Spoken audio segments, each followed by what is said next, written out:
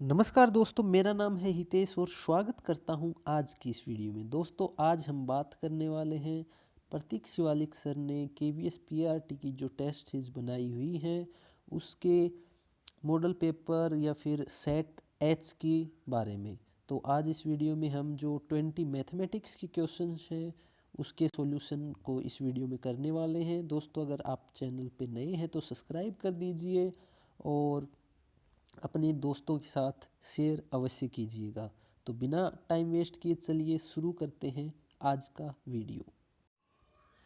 पहला क्वेश्चन है दोस्तों, माइनस माइनस एक्स है, यानी कि माइनस और माइनस अगर मल्टीप्लाई करें तो क्या बन जाएगा एक्स। तो इसकी वैल्यू क्या है, एक्स है। बहुत ही सिंपल क्वेश्चन है, तो ऑप्शन नंबर 2 इसका करेक्ट आंसर हो जाएगा। नेक्स्ट क्वेश्चन की बात करते हैं। नीचे 10 दिन के न्यूनतम तापमान सेंटीग्रेड में दिए गए हैं -6 डिग्री, -8, 0, 3, 2, 0, 1, 5, 4, 4। इन आंकड़ों का परिसर है। परिसर मतलब रेंज निकालनी है। तो रेंज का मतलब ये होता है जो मैक्सिमम वैल्यू होती है और मिनिमम वैल्यू होती है उसका जो अंतर होता है, यानी रेंज का फॉर्मूला होता है रेंज इक्वल टू जो अधिकतम या मैक्सिमम जो हमारे पास संख्या दी जाती है, आंकड़ा दिया होता है मैक्सिमम माइनस मिनिमम जो है। तो यहाँ पे अगर मैक्सिमम देखें तो हमारे पास मैक्सिमम सबसे बड़ा है 5 और मिनिमम की बात करें तो सबसे छोटा है -8। तो हो जाएगा 5 माइनस -8। तो माइनस माइनस क्या हो जाएंगे दोस्तों, प्लस हो जाएंगे। तो 5 + 8 = 13। तो हमारे पास जो रेंज आ गई वो आ गई 13 डिग्री सेल्सियस, यानी ऑप्शन नंबर 2 इसका करेक्ट आंसर हो जाएगा। नेक्स्ट क्वेश्चन की तरफ बढ़ते हैं। अगला क्वेश्चन है दोस्तों, 196 निम्न का वर्ग है। इसका मतलब ये है 196 जो नीचे ऑप्शन दिए गए हैं इनमें से किसका वर्ग है। तो 196 किसका वर्ग होता है दोस्तों, 14 का। तो ऑप्शन नंबर जो 3 है वो करेक्ट आंसर हो जाएगा।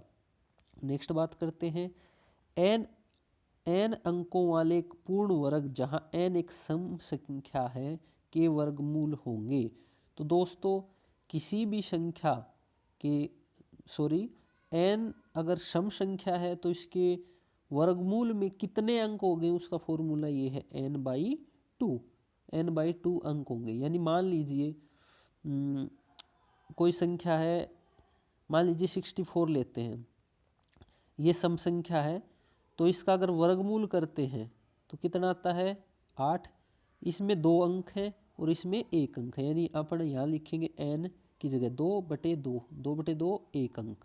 ठीक है, तो ये फॉर्मूला है n/2 अंक।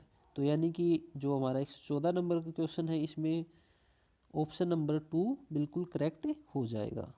नेक्स्ट क्वेश्चन की बात करते हैं। अगला है, निम्न में से किसके लिए विकर्ण परस्पर समद्विभाजित करते हैं। तो दोस्तों विकर्ण ऑप्शन है वर्ग, पतंग, समलंब, समचतुर्भुज।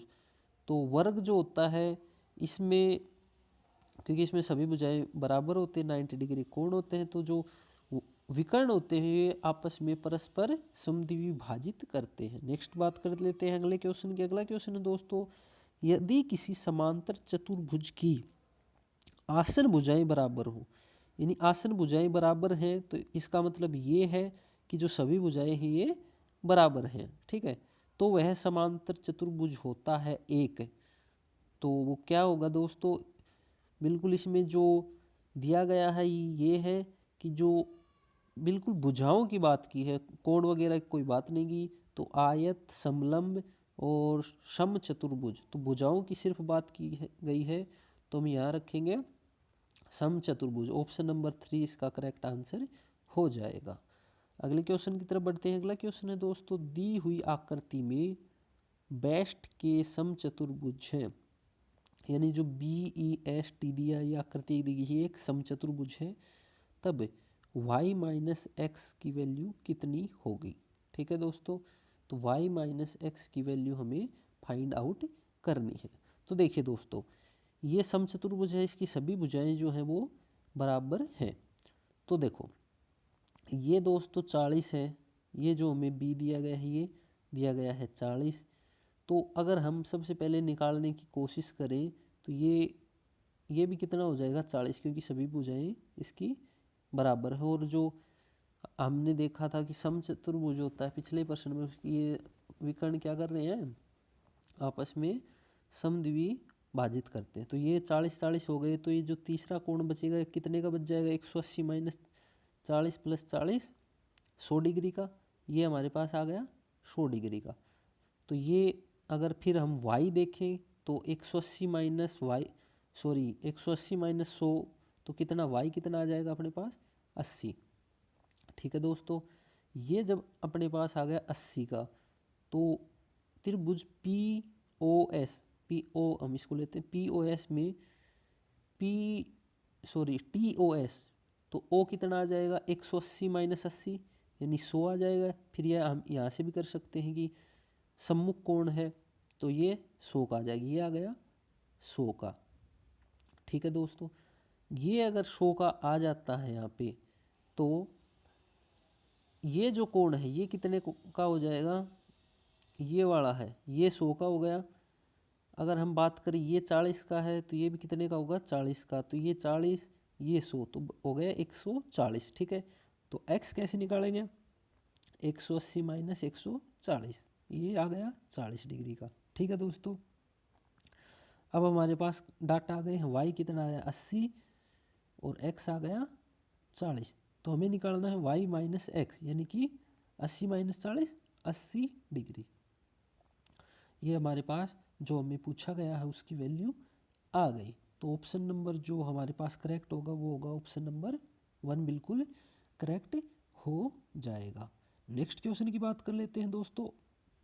अगला क्वेश्चन दिया गया है हमें, अगला क्वेश्चन है निम्न में से कौन एक बहुफलकी के लिए सत्य नहीं हो सकता।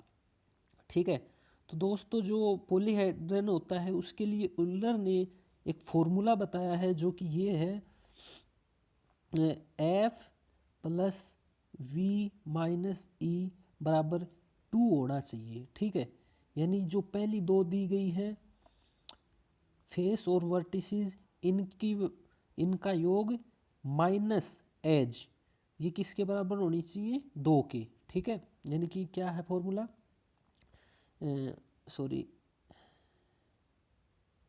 हाँ, F plus face vertices minus edge equal to 2 होना चाहिए। ठीक है, अब चेक कर लेते हैं ये जो फॉर्मूला है ये यूलर ने दिया था E।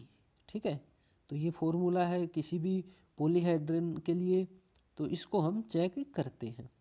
पहले में देखें, पहला ऑप्शन है इसमें 4 प्लस 4 8 माइनस 6 आता है 2, जो कि सही है। नेक्स्ट है 6 प्लस 8 14 माइनस 12 2, ये भी सही है। तीसरा देखते हैं 20 प्लस 12 32 माइनस 30 2, ये भी सही है। फोर्थ देखते हैं 4 प्लस 6 10 माइनस 6, ये आता है 4, यानी ये 2 के बराबर नहीं है।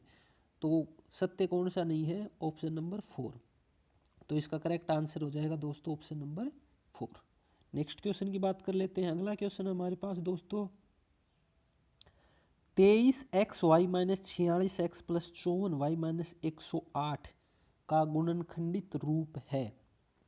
तो कुछ नहीं करना, सिंपल, सबसे पहले में 23x कॉमन ले लेते हैं, इसको सोल्व करते हैं। 23x कॉमन लिया तो क्या बच जाएगा y माइनस 2 प्लस इधर 54 कॉमन ले लेते हैं तो क्या बच जाएगा y माइनस 2। तो ऑप्शन क्या आ जाएंगे 23x प्लस 54 और एक आ गया हमारे पास y माइनस 2। तो ये जो ऑप्शन जिस ऑप्शन में होंगे वही हमारा करेक्ट आंसर हो जाएगा। तो ये देखते हैं 23x प्लस 54 और y माइनस 2 ऑप्शन नंबर 1 में है, तो ये हमारा करेक्ट आंसर हो जाएगा। नेक्स्ट क्वेश्चन की बात कर लेते हैं दोस्तों। अगला क्वेश्चन है 2/5 का होल स्क्वायर 2 का मान है। तो सीधा है, बिल्कुल कुछ नहीं करना, 2 दूनी 4/5 5 25। ठीक है, ये हमारा करेक्ट आंसर हो जाएगा, यानी ऑप्शन नंबर हमारे पास 2 करेक्ट आंसर हो जाएगा। आपके आंसर की में ऑप्शन नंबर 3 दे रखा है, बट हो सकता है मिस प्रिंट हो गया, इसलिए ऑप्शन नंबर 2 ही इसका करेक्ट आंसर होगा, क्योंकि इसमें कुछ भी नहीं है, सिंपल एकदम क्वेश्चन है। नेक्स्ट क्वेश्चन की बात कर लेते हैं दोस्तों। अगला क्वेश्चन है 2.03 इंटू 10 की पावर -5 का सामान्य रूप है। ये हम इसको इस प्रकार भी लिखते हैं 10 की पावर -5 है तो 1 2 3 4 5 इस प्रकार हम लिख सकते हैं। बाकी अगर हम इसके अब सामान्य रूप में हमें लिखना है तो देखिए 3 और 2 5, इसको हम 5 पॉइंट आगे सरका देते हैं तो ये होगा 0.00000203। ठीक है 203, यानी कि हमने कितने पॉइंट बाद 3 और 2 बिंदु हैं तो हम एक तो ये 2 हो गया, इसके बाद में 4 बिंदु और लगा देते हैं। ठीक है तो देखते हैं ऑप्शन पहला भी नहीं है, सेकंड भी नहीं है, थर्ड बिल्कुल नहीं होगा। जो ऑप्शन नंबर 4 है ये इसका करेक्ट आंसर हो जाएगा क्योंकि इसमें है 0.00000203, तो इसका सामान्य रूप ये हो जाएगा। नेक्स्ट क्वेश्चन की बात कर लेते हैं दोस्तों। अगला क्वेश्चन है आसिमा ने 1 लाख रुपए की धनराशि 12% वार्षिक ब्याज पर उधार ली, जबकि ब्याज अर्धवार्षिक संयोजित होता है। इसका मतलब ये है कि 6 महीने के बाद, अर्धवार्षिक मतलब 6 महीने के बाद जो ब्याज बनता है उस ब्याज के ऊपर भी ब्याज लगता है। ठीक है उसने अंत में RS 1,12,360 रुपये लौटाए। यदि ये जो दिया गया है 1.06 का स्क्वायर बराबर ये है तो इस धन को उधार लेने की अवधि क्या थी, मतलब उसने कितने टाइम के लिए जो ये है धन है ये उधार लिया होगा, ये हमें ज्ञात करना है। दोस्तों इसमें 6 माही का दिया गया है तो हम पहले 1 लाख रुपए का 12% के हिसाब से 6 महीने का ब्याज निकालते हैं। तो सीधा क्या ऑप्शन है सामान्य ब्याज का PRT प्रिंसिपल रेट इंटरेस्ट बटे 100। तो हमारे पास प्रिंसिपल है 1 लाख गुणा 12% और हम यहाँ 1 वर्ष का लेते हैं तो हमें 6 महीने का निकालने के लिए वर्ष कितना लेना पड़ेगा 0.5 यानी आधा। ठीक है बटे 100, ये 100 से 2 बिंदु ये काट देते हैं, 12 पंजू 60, 6 यानी हमारे पास आ गया 6000। पहले 6 महीने का हमारे पास ब्याज आ गया 6000। ठीक है अब हम निकालते हैं जो अगले 6 महीने हैं उनका ब्याज। तो हमारे पास जो प्रिंसिपल था वो कितना हो गया 1,06,000। ठीक है 1,06,000 हो गया हमारे पास प्रिंसिपल। तो दोस्तों अब हम क्या करते हैं इसको थोड़ा मिटा देते हैं। हाँ प्रिंसिपल वही है 1,06,000 क्योंकि ब्याज के ऊपर ब्याज लगता है 12 और ये 0.5 क्योंकि 6 महीने हैं बटे 100, इसको हम काट देते हैं तो फिर यही 12 पंजू 60, इसका वो आ गया 6।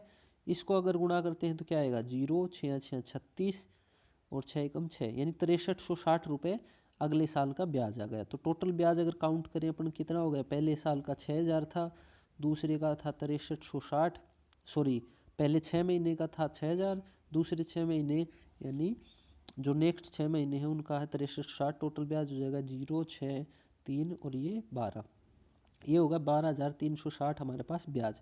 और जो प्रिंसिपल था वो 1 लाख था तो टोटल जो वैल्यू चुकानी पड़ेगी उसको कितनी 1,12,360 रुपये। ठीक है और हमें प्रश्न में दिया गया है कि 1,12,360 रुपये लौटाए, तो अवधि कितनी थी, तो अवधि कितनी हो गई दोस्तों 1 वर्ष, यानी ऑप्शन नंबर जो 2 है इसका करेक्ट आंसर हो जाएगा ऑप्शन नंबर 2 1 वर्ष। नेक्स्ट क्वेश्चन की बात कर लेते हैं दोस्तों। अगला क्वेश्चन है अपने पास निम्नलिखित में से किसमें राशियां व्युत्क्रमानुपाती होंगी। पहला ऑप्शन है चाल और तय की गई दूरी। तो दोस्तों जैसे जैसे चाल और तय की गई जो दूरी है ये देखिए व्युत्क्रमानुपाती का मतलब होता है एक दूसरे के विपरीत। जैसे जैसे चाल बढ़ेगी तो तय की गई दूरी भी तय की गई दूरी भी बढ़ेगी, क्योंकि मान लीजिए आपने स्पीड कर दी 50 तो उसमें स्पीड 50 करने के बाद जो दूरी तय होगी वो, और मान लीजिए आपने स्पीड कर दी 70 की तो 70 की स्पीड पे जो तय की गई दूरी है वो उससे ज़्यादा होगी, यानी दोनों एक साथ बढ़ती हैं। इस प्रकार दूसरा ऑप्शन है तय की गई दूरी और टैक्सी का किराया। तो इसमें भी सेम है, अगर दूरी बढ़ेगी तो टैक्सी का किराया भी बढ़ेगा। नेक्स्ट है तय की गई दूरी और लिया गया समय। तो ये भी एक दूसरे के समानुपाती हैं कि अगर दूरी ज़्यादा होगी तो ज़्यादा दूरी तय करने में समय भी ज़्यादा लगेगा। नेक्स्ट है चाल और लिया गया समय। तो अगर मान लीजिए चाल कम है तो समय ज़्यादा लिया जाएगा, और चाल अधिक है तो समय कम लिया जाएगा एक निश्चित दूरी को तय करने में।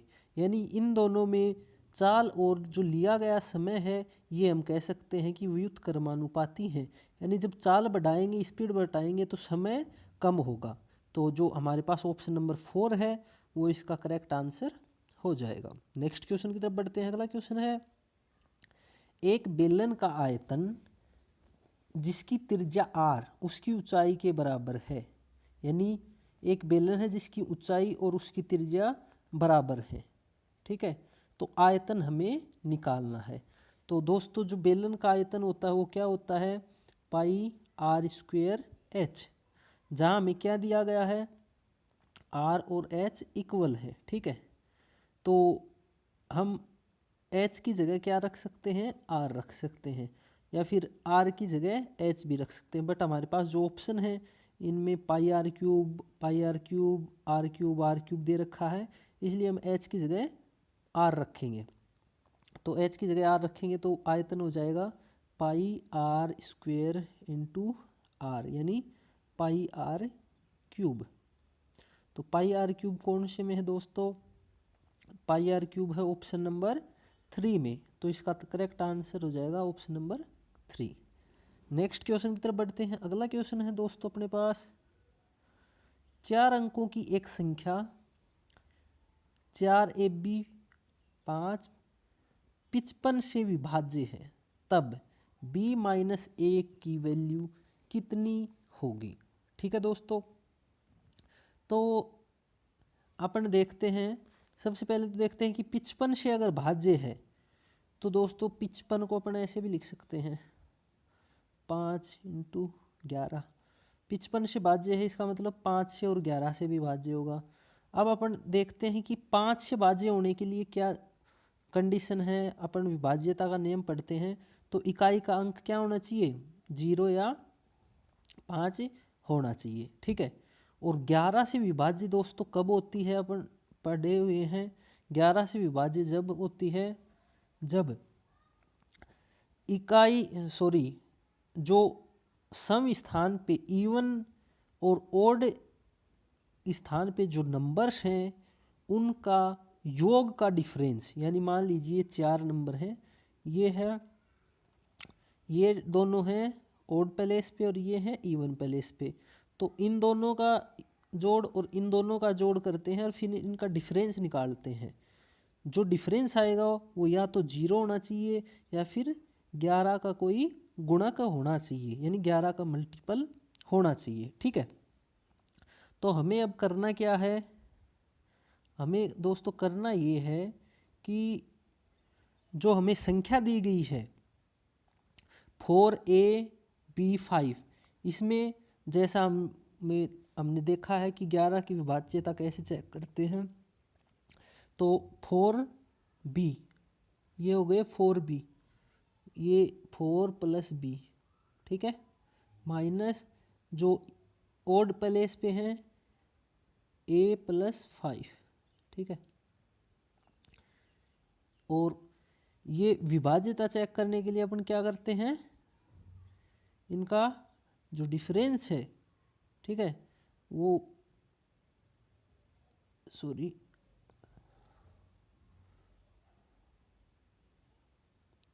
हम इसको अब लिख सकते हैं, हमने लिखा था 4 + B - A + 5, और ये हम मान लेते हैं 9n = जहाँ पे n कुछ भी हो सकता है, 0 1 2 3 4 5 कुछ भी हो सकता है।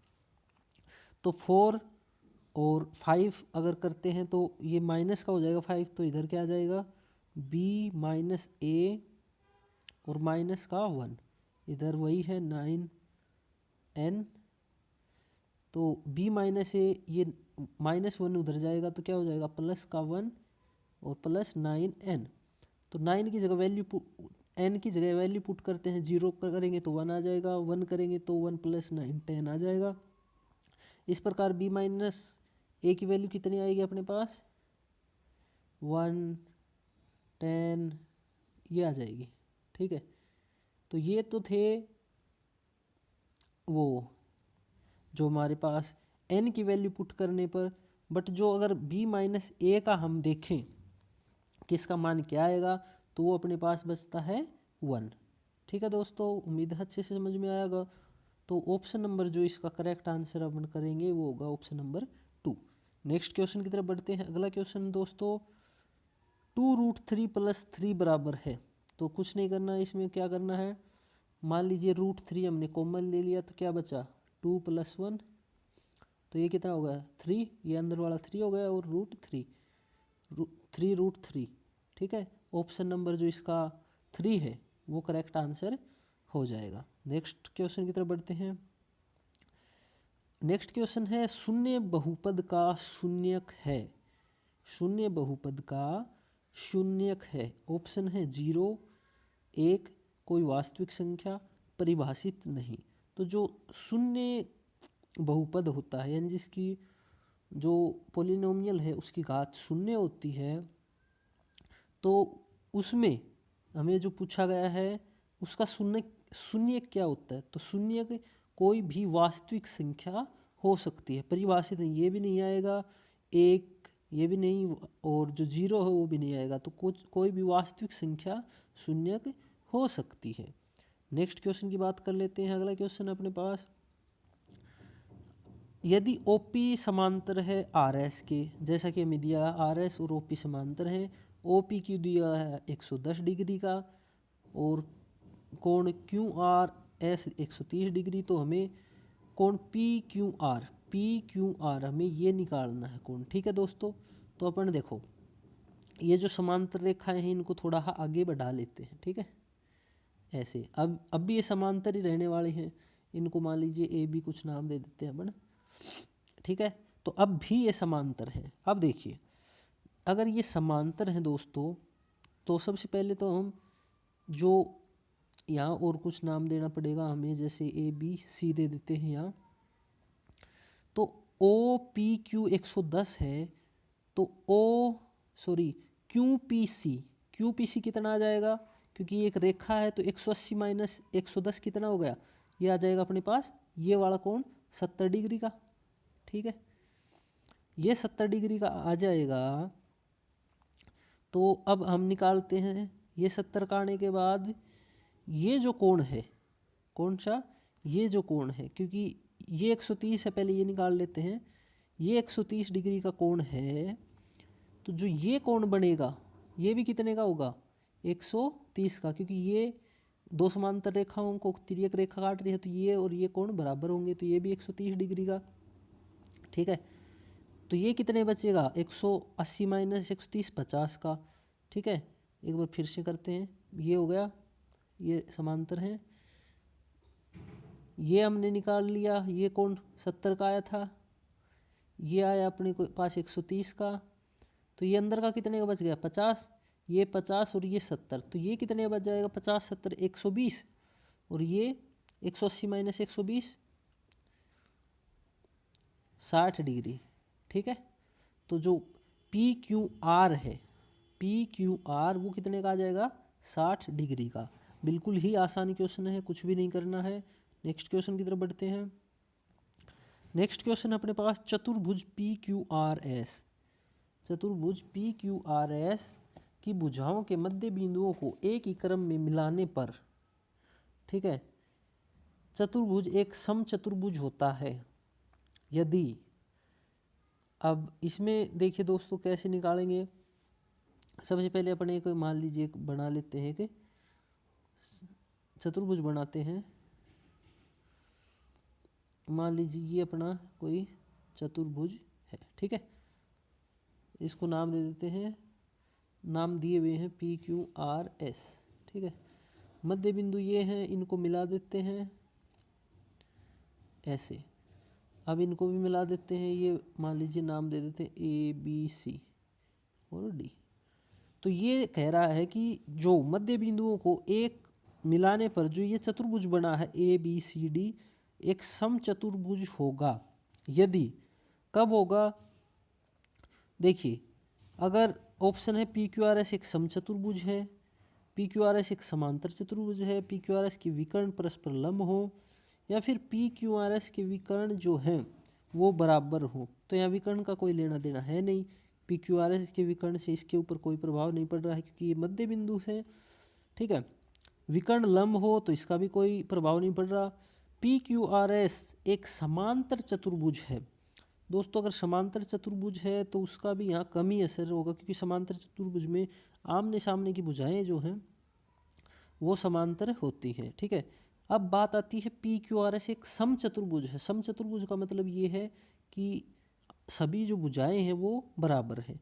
तो ये ऑप्शन अपने को अप्रोप्रिएट लग रहा है कि अगर पी क्यू आर एस जो है वो समचतुर्भुज है तो जो मध्य बिंदु है इनको मिलाने से जो बनने वाला चतुर्भुज है वो भी एक समचतुर्भुज होगा, ठीक है दोस्तों। तो ऑप्शन नंबर 1 इसका करेक्ट आंसर हो जाएगा। बाकी इसका जो आंसर की है उसमें ऑप्शन नंबर 4 दे रखा है, तो आप इसकी वैलिडिटी को चेक कर सकते हैं अच्छे से कहीं पे भी। मेरे हिसाब से ऑप्शन नंबर 1 इसका करेक्ट आंसर होगा। नेक्स्ट क्वेश्चन की बात करते हैं। अगला क्वेश्चन है किसी वर्त का, ठीक है। तो सबसे पहले अपन क्या करते हैं, एक वर्त बना लेते हैं। जैसे ये हमने एक बड़ा सा वर्त बना लिया, ठीक है। ये इसका केंद्र बिंदु है, मान लेते हैं ये इसका केंद्र बिंदु, ठीक है। अरे मिट गया, ये इसका केंद्र बिंदु है। एडी व्यास है, तो सबसे पहले हम इसको व्यास बना लेते हैं, ये ओ दे देते हैं ए डी, ठीक है। एडी व्यास है और ए बी कोई जीवा है। ए बी तो यानी ए से स्टार्ट हो रही है तो यहीं से स्टार्ट करनी पड़ेगी अपने को। ए बी मान लीजिए ये बी है, कोई जीवा है, ठीक है। ए बी की जो ए डी की लंबाई है वो 34 सेंटीमीटर दी गई है और ए बी की 30 सेंटीमीटर। तो वर्त के केंद्र से ए बी की दूरी, यानी केंद्र क्या है, यहाँ से ए बी की दूरी ज्ञात करनी है, ठीक है। तो अपन ने ओ या यहाँ पे कुछ नाम दे देते, मान लीजिए एक्स ही दे दिया। ओ एक्स ए बी के ऊपर अपन लंब डाल देते हैं, ठीक है। तो ये 90 डिग्री का हो जाएगा, ठीक है दोस्तों। फिर अब अपन क्या करते हैं, ए ओ और ओ डी बराबर हैं क्योंकि ये त्रिज्या है और ओ डी भी त्रिज्या है तो ये बराबर हैं। इस पे ए एक्स और बी एक्स भी बराबर हैं, ठीक है। तो अपन करते क्या है, अब अपन करते हैं ए एक्स की वैल्यू निकालते हैं। ए एक्स की वैल्यू कैसे निकाल लेंगे, ए बी बटे 2, ए बी कितने का 30 की बटे 2 कितनी 15 सेंटीमीटर। इसी प्रकार जो ए ओ और ओ डी की लंबाई आ जाएगी 17 सेंटीमीटर क्योंकि ये टोटल 34 दे रखा है व्यास, तो इसकी आ जाएगी 17, ठीक है। अब अपन ये त्रिभुज ले लेते हैं, एक बार मैं इसको थोड़ा इरेज कर देता हूँ, फिर से बनाते हैं, ठीक है। ये B A B D O, ये लंब है एक्स, ठीक है। अब अपन लेते हैं त्रिभुज ए ओ एक्स, ये त्रिभुज ले लिया अपन ए ओ एक्स, ठीक है। अब इसमें ये तो 90 डिग्री का है दोस्तों, ये अपने पास आ गई कितनी 17 की और ये कितनी आ गई 15 की। तो एक 90 डिग्री है तो अपन इसमें पाइथागोरस प्रमेय लगा सकते हैं, यानी कि ये क्या हो जाएगा कर्ण, यानी 17 का स्क्वायर 15 का स्क्वायर प्लस जो ओ एक्स है ओ एक्स का स्क्वायर, ठीक है। ये हो गया बराबर। तो 17 का स्क्वायर कितना हो जाएगा 289 और 15 का स्क्वायर कितना हो जाएगा 225 प्लस ओ एक्स का स्क्वायर, ठीक है। 225 इधर जाएंगे तो कितना बचेगा 64, और इसका अगर ओ एक्स का अपन स्क्वायर हटाते हैं तो ये इधर अंडरूट लग जाएगा। तो 64 का वर्गमूल कितना होगा, ओ एक्स अपने पास कितने आ जाएगा 64 का अंडरूट 8, सेंटीमीटर। ठीक है, तो 8 सेंटीमीटर जो वर्त के जो केंद्र है उससे ए बी की जो दूरी है अपने पास आ जाएगी 8 सेंटीमीटर। ऑप्शन नंबर 4 इसका बिल्कुल करेक्ट आंसर हो जाएगा, ऑप्शन नंबर 4। आज की इस सीरीज में दोस्तों इतने ही क्वेश्चन। नेक्स्ट में अगले क्वेश्चन देखेंगे। अगर आपको क्वेश्चंस में कोई क्यूरी है तो कमेंट सेक्शन में बता सकते हैं। वीडियो कैसी लगी ये भी कमेंट करके ज़रूर बताइएगा। वीडियो पसंद आई दोस्तों लाइक शेयर सब्सक्राइब कर सकते हैं। अगली वीडियो तक दोस्तों हंसते रहिए, मुस्कुराते रहिए। Take care, bye bye.